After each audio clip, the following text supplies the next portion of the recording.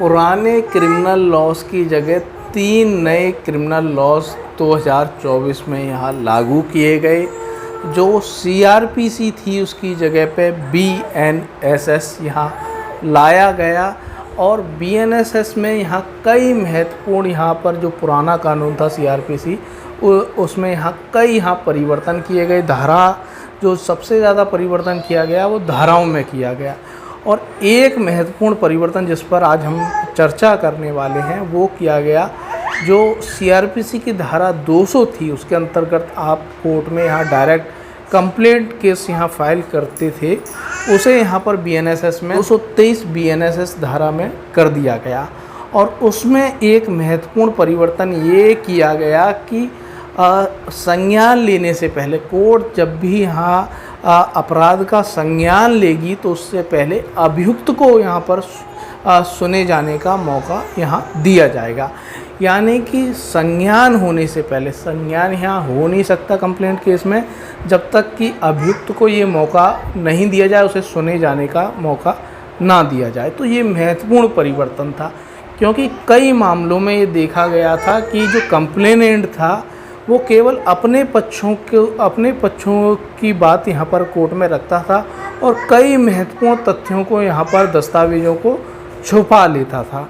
तो यहाँ पर बहुत बड़ा इनजस्टिस हो जाता था क्योंकि एक बार संज्ञान हो गया, अगर कई लोगों के खिलाफ़ यहाँ पर संज्ञान हो गया तो उन सभी को यहाँ पर बेल करानी पड़ेगी, कोर्ट में परेशान होना पड़ेगा।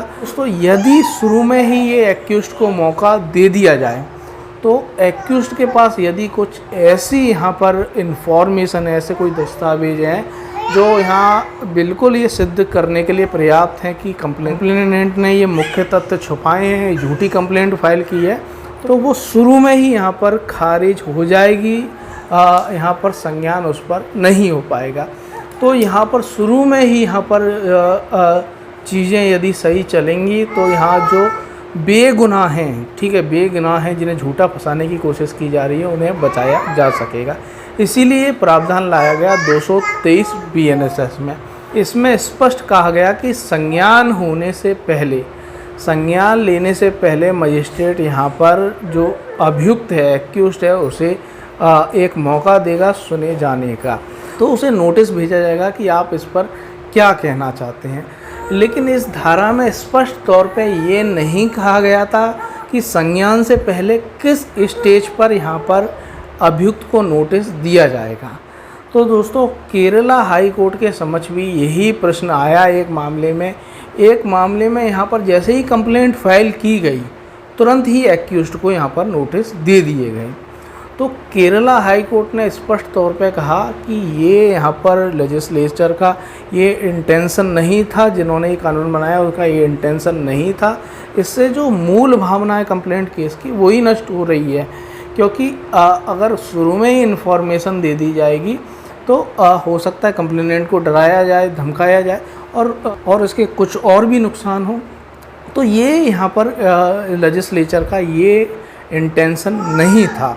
केरला हाई कोर्ट ने स्पष्ट तौर पे कहा कि जो कंप्लेंट केस की जो प्रक्रिया है कि पहले यहाँ पर कंप्लेनेंट को यहाँ एग्ज़ामिन किया जाएगा ऑन ओथ, उसके जो विटनेसेस हैं उनको ऑन ओथ यहाँ एग्ज़ामिनेशन किया जाएगा, उसके बाद यहाँ संज्ञान लिया जाता है।